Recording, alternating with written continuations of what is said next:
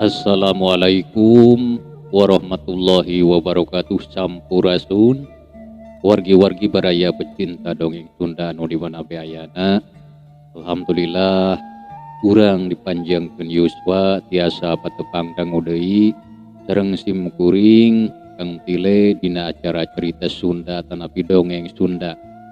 Urang nuluykeun hanca carita dina jejer carita sakalingga jawara pilih tanding. Nu mana ieu carita teh hasil karya tanapi karangan Kang Asep pun di Majalaya Bandung. Kasugri kaum dangu dina jujutan hanca carita nu katunda kedaran Kang Tile kasapi kuanci dina mangsa medarkeun kayaan bangsa alam pabeberang khususna di Leuwi Jurig nyatana kedua orang jajaka anu mana harita keur tarung patutunggalan jeung hiji lalaki anu pangawakanana pendek ku sekal teh nya anu katelah Ki Bardun etanya. Sumangga urang kuseureun perhatian urang kana ieu carita. Ya.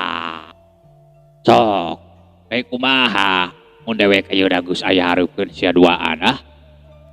Masih ke aya kawani ya. Ki Bardun nyaritana estung ngalece pisan kenuduaan teh. Tapi kareup geuneuh rai pias Ki Sarju jeung Ki Sarja paroman beungeutna.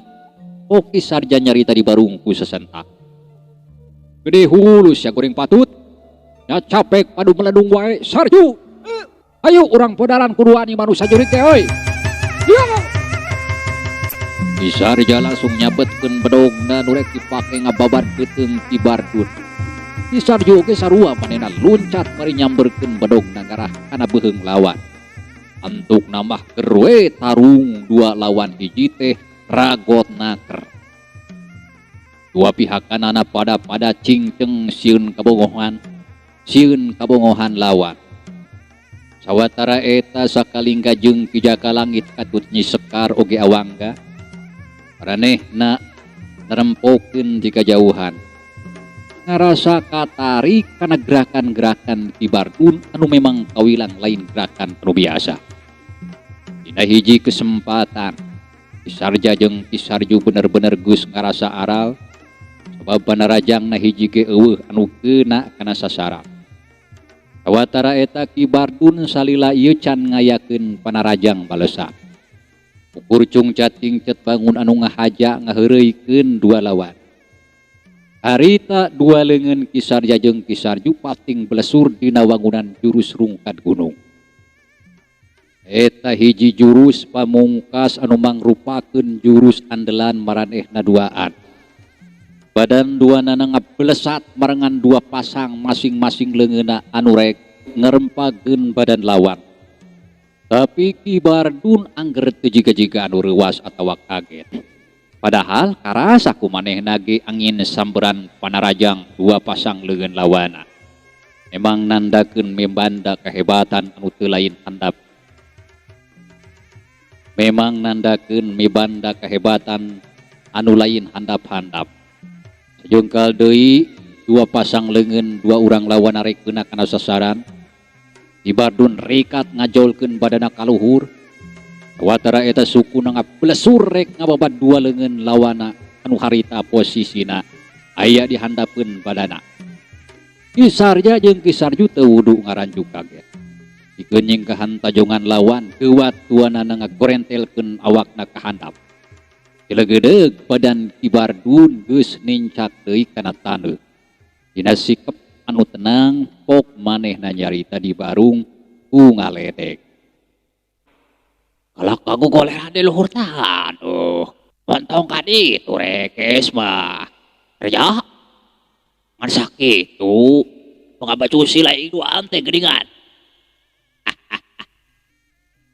Uguh we, kedengena matak panas kana ceuli Ki Sarja katut Ki Sarju.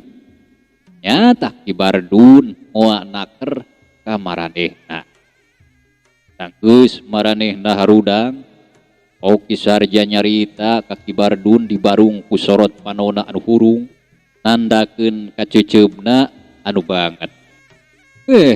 Dasar banget jika jurig jarian silebokun tetelo siapa Bardun. Najan kumaha wae oge poe ieu aing duaan bakal nyabut nyawa kotor sia. Udah siap-siap papatkeun jambe modar sia setan. Lucu. Nah yakin sila bisa ngarubuh dewek sarja. Gede hati makanya rek cabut cawa dewek segala sia. Balik ke karabu tagal sampo sila mah. Pagawean sila mah ngabadong plak sampo batur. Pagawean sila mah ngabadong plak sampo batur lin. Ki Bardun beuki ngahajakeun ngaledek dua urang lawana. Ki Sarja jeung Ki Sarju geus teu bisa ngomong deui. Kur sorot panonna we nu hurung nandakeun nabarahna nu ngalentab. Pelesat jeleng. Kirim Ki Sarja jeung Ki Sarju meh hampir bareng ngablesat ka hareupeun Ki Bardun. Dua peureupna pating hariuk ngarah kana sakujur badan Ki Bardun. Tapi Ki Bardun kalawan gampang ngeunaker miceunan panarajang lawan. Wantugna Ki Sarja jeung Ki Sarju teh jadi hut-het teu puguh. Gerakanana jadi ngaur, perbawa atena panas jeung jengkel, kulantaran panarajangna sakali oge acan fungsi beneran keuna kana sasaran. Sawatara eta Sakalingga jeung Ki Jakalangit katut Nyai Sekar oge awangga. Nuker narempokeun ti jarak anu anggang, mimiti pating kolesed, rasa bosen kalajuanan, sabab kitu keneh wae jurus anu dipakena teh. Pangpangna ka jurus-jurusna Ki Sarja jeung Ki Sarju. Da Ki Bardun mah can ngaluarkeun jurus balesan, kurcung cat-cingcat jiga anu teu pati serius ngalawananana. Bosan ngalalajuan anak teu cara mimiti tadi jika anu rek nyang adu ilmu kasaken. Mitunan waktu bah aling urang indit we bah. Puguh nya jang. Sugan teh abah wae anu ngarasa bosan teh. Ukur jalma-jalma anu rek pamer pangabisa bari jeung teu sabaraha. Anu saurang deui anu jadi lawan ama tak jengkel deui. Pokona oge. Ku pabalincetan we jika anu teu pati serius ngalawanana oge. Ayo atuh urang neruskeun di lelampahan. Tembal Ki Jakalangit bari ngareret ka Nyi Sekar jeung Awangga nu harita keur dariuk dina handapeun tangkal. Saterusna bring weh opatanana laleumpang ninggalkeun eta patempatan. Tapi karek meunang sababaraha lengkah deui aya sora anu ngoceak tarik naker. Barang anu obatan ngaralieu kana tempat datangna eta sora. Ari breh teh harita Ki Sarju badana geus rubuh mandi getih. Irahna bencar nepi ka tembang rupa. Ki Sarja lanceukna katempo keur ngajanteng bangun anu kasima jeung reuas ningali adina geus ngalayang jiwana saperti kitu. Tapi lila-lila mah Ki Sarja jadi ngaburingkal deui amarahna. Sanajan hatena geus mimiti seber oge ari ningali adina anu geus ngababengkang ngajadi bugang kitu mah. Ki Sarja jadi nekat narajang deui ka Ki Bardun. Tapi da puguh kita tadi keneh ese hayang bisa keunah kana sasaran teh. Memang ilmu pangadiwasa Ki Bardun jauh aya di saluhureunana. Ki Bardun nyincetkeun awakna saeutik ka gigir bari nyakakak seuri. Jiga kaboh edan we. Tadi kan curuduk tepugu siapa batonglah cek aing mah ngomong tabang teh adi sia aja masih oge hayang nasib jeung adi sia. Ki Bardun terus mapanas ka Ki Sarja. Ki Sarja geus teu bisa nembalan sabrut deui dua leungeunna didorongkeun maksud narik nembrag kana dada lawan. Tapi sakali ieu mah Ki Bardun teu nyingket. Dua leungeunna mata dipake mapag dua dampaleungeun Ki Sarja. dua bentrokan kekuatan anu teu saimbang geus teu bisa disingkahan deui. Duk duk des. Isarja kontan ngagoak. Awakna mundur sababaraha lengkah katukan, beungeutna katempo nepi ka pias. Rasa dadana enggap, dua dampa leungeunna nyeri, nyanyautan jeba panas karasana. Sedengkeun ari Kibardun mah masih keneh ajeg dina tempatna. Peri-seri sinis pok manehna nyarita. Ya, maksa sia mah rek nyingkah jareupeun aing atawa hayang modal ku leungeun aing ah. Sok, geureuh tangtukeun pilihan. Peng aing aya keneh hampura ka sia. Ulah ngadaguan aing rubah pikiran. Isarja sakedapan mah teu nembalan. Katempo jiga nu keur mikir lila-lila pok nyarita. We ieu aing ngaku eleh. Tapi aing janji isuk atawa kitu aing bakal nyieun balitungan deui jeung sia. Pikeun mang maleskeun pati ka adi aing anu geus jadi korban sia poe ieu. Jadi sila teh kacau. Jeur teh agan guru nu sakti baraguna ilmuna. Iraha wae oge ku aing didaguan. Paling oge rek nganturkeun deui nyawa. Isarja geus teu nembalan deui. Terus manehna ngoloyong ka leuwah layon adina, tuluy dipanggul dibawa ninggalkeun di tempat. Geus teu ngareret deui ka Kibardun anu keur nempokeun ka manehna. Dasar cacing jauh. Sungut weh dihulakeun. Pokna sanggeus kitu mah belesat weh manehna oge kabelesat ninggalkeun eta tempat. Harita kayaan didinya teh jadi jempling. Kadengen naon deui salian tinggal guruhna Soracai anu nyurung ti luhur gunung rag-rag kana beungeut leuwih nu katelah leuwih ju. Kesugri kaum dangu sakalingga jeung baturna anu opatan jadi ngarengka panjang. Geus maraneh nanyaksian tarungna antara Kibardun kalawan dua urang jajaka. Nu ahirna tiluanana pating belesat arindit didinya. Tanggeus salah saurang di antara nu tiluan nepi ka bobor karahayuan, pok sakalingga nyarita ditujukeun ka Kijaka Langit. Kehidupan di dunia kajawaraan memang salilana moal weles silih ancam pati pikeun nunjukeun saha nu paling kuat. Hal jika kitu teh moal aya tungtungna najan nepi ka iraha wae oge. Terus bakal silih bales jeung silih kakalakeun. Bener pisan eta teh Jang.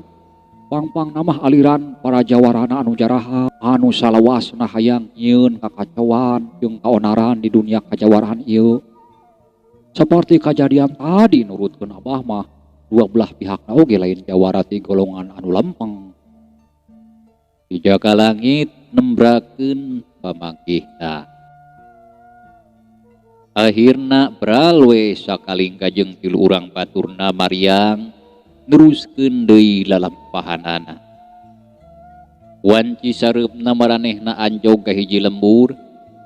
Lemburna mah teu pati gede tapi katempona matak pikabetaheun. Imah-imahna masih culcel pajarauh. Ditukang jeung dihareupeun imah-imahna aya pepelakan. Nandakeun urang dinya resep kana tuncap tanjeblak naon wae nu aya mangpaatna. Mimiti bungbuahan, bebeutian serta sayuran oge kumplit segala aya katempona teh. Awana tiis tur seger jauh tina karamean kota. Sakalingga jeung Kijaka Langit harita reureuh di hiji warung. Sajabat tingeusian beuteung sakalian rek milu marondok di eta warung. Harita waktu geus maju ka peuting, untungna nu boga tempat teh bager deui. Manigaleh ge pisan sikepna oge. Harita wanci sareureuk kolot sakalingga keur ngalange dina jandela. Pikiranana ngalayang ka mangsa-mangsa ka tukang. Ruh breh narembongan deui indung bapana nu geus aya di kieuna. Pilih genti narembongan dina kongkolak panona. Kejadian waktu harita nu ngajadikeun indung bapana nepi ka hanteuna alatan ku ka kekejeman jeung kabiadabanana saurang jalma nu teu boga rasa prikamanusaan. Sajan eta jalma-jalma anu geus darolim ka indung bapana kiwari geus parinasa oge. Tapi hatena jadi kasuat-suat deui mun geus inget kana kajadian waktu harita. Kesugri kaum dangok. Bulan di luar moncorong cahayana nebrak nyangan palataran imah anu keur dicicinganana.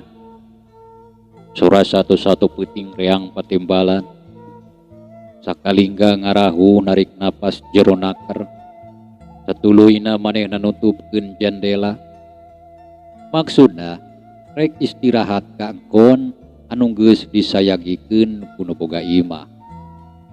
Dari kijak ka langit jeung Nyi Sekar katut awangga mah tadi oge geus ngagaruhar sarena ngampar samak di patengahan. Kabeneran eta imah teh kawilang gede tur lega deui sanajan kasebut imah panggung oge. Tapi hawar-hawar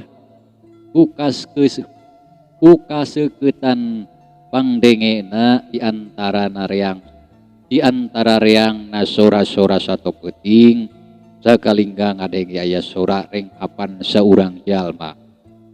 Datang na atrapi sang kibeh kiduleun imah anu keur di tempatan anak. Sakalingga ngarasa penasaran sabab manehna bisa ngarasakeun kana rengkapan napas anu kadengena. Nyata narengkapan jalma anu keur aya dina bang baluh jeung kasusah. Ngangkekeun deui corelat jeleng sakiceup oge jirim sakalingga geus aya di luar. Terus manehna leumpang lalaunan ngadeuketan ka hiji imah tempat datang asora rengkapan tadi. Tanggeus deukeut terus manehna noong ngaliwatan bilik anu carang. Breh katempo kalawan jelas di jero eta imah aya saurang awewe anu umurna kurang leuwih 20 tahunan keur midangdam bari ngusapan awak saurang awewe kolot atawa nini-nini anu keur ngagoler di gireunana. Jiga anu keur ngarandapan kasakit atawa tatu dina badana. Pok eta nini-nini teh nyarita. Ulah hariwang nyai. Nini mah moal kunanaon. Ento nini mah ento nyarina naon. Ngan leuleus hungkul. Yeuk eta nini-nini bari leungeunna uyup ayam nyeklan leungeun eta awewe ngora anu taya lian ti incuna. Nya nini keun istirahatkeun we bisi aya kadarieu deui mah. Bae kukuring di singhareupanana. Cicing we nining mah. Ih ulah nyai. Lain lawanon nyai manusia-manusia jahat jiga kitu mah. Pun bae dan ini oge sanggup keneh ngayonanana mun penting ieu maranehna ngajorang ka dieu mah. Yeuk si Nini ngaregreugeun hate incuna. Sakalingga jadi ngarti kana naon anu geus tumiba ka eta nini-nini. Pasti eta nini-nini teh tos tarung jeung salah saurang jalma anu ngakibatkeun badana tatu di jero. Tapi sakalingga nyaho kana aturan dunia kejawaraan. Nyatana teu dimeunangkeun ikut campur atawa ilu biung kana urusan batur. Acan manehna nyaho kana pasualanana. Sanajan bari jeung hate anu masih keneh kebek kurasa panasaran oge antukna masa kalingga ngatayep leumpang muru deui tempat pamondokanana. Mitra jageula ieu carita urang tunda heula nya. Atur nuhun kana naon rupi peratosanana, hapunten kana naon rupi kakiraganana. Wilujeng kantun. Assalamualaikum warahmatullahi wabarakatuh.